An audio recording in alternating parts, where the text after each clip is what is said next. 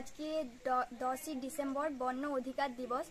তাই আমাদের পশ্চিমবঙ্গে অর্থাৎ অন্য রাজ্যে আমাদের একটি বিপন্নতম প্রাণী হলো কচ্ছপ।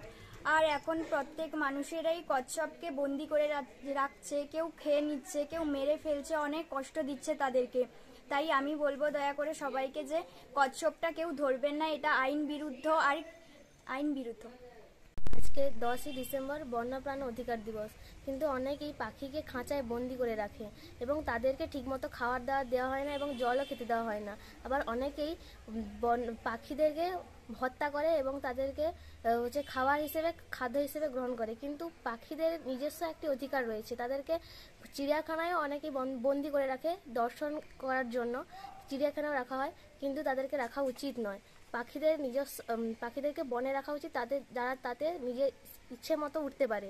এবং আমার অনুরোধ, আপনারা যাতে পাখি কোনোদিনই শিকার না করেন এবং খাঁচায় বন্দি করে না রাখেন। আজ 10ই ডিসেম্বর প্রাণী অধিকার দিবস। আমরা দেখি সাপকে নিয়ে অনেক মানুষেরা খেলা দেখাতে নিয়ে যায়, তাদের দাঁত ভেঙে যাতে তারা না কামড়ায় তার জন্য তারা বিভিন্ন স্থানে খেলা দেখাতে নিয়ে যায়, কিন্তু তাদের সঠিক মতো খাবার দেওয়া হয় না। খাঁচার মধ্যে বন্দি রাখায় তারা পরিবেশের মধ্যে থাকতে পারে না, তারা বংশ বিস্তার করতে ভালো মতো পারে না, কিন্তু এটা খুবই আইন নিষিদ্ধ।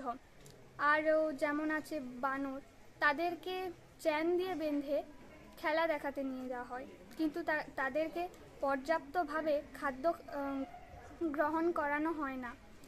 তাই আপনাদের সবাইকে বলছি এটা যাতে না হয়, আর এটা আইন বিরুদ্ধ, তাই আপনারা এই কাজ করবেন না। আজ প্রাণী অধিকার দিবস।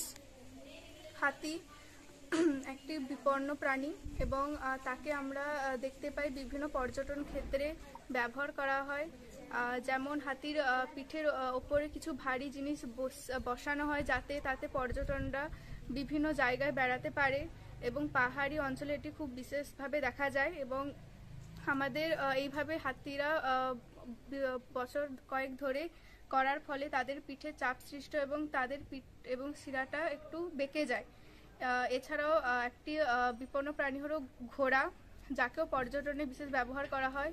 আমাদের রাজ্যে দীঘা উপকূল কেন্দ্রে, সমুদ্রের কেন্দ্রে তাকে দেখতে পাওয়া যায় বিভিন্ন মাল বহন করতে, এবং এর ফলে তারা কখনো পড়ে যায় মাটিতে।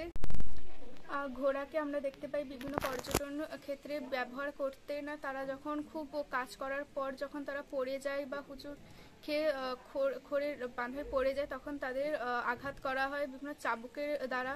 এটা কেউ করবেন না, আমার বিনীত অনুরোধ।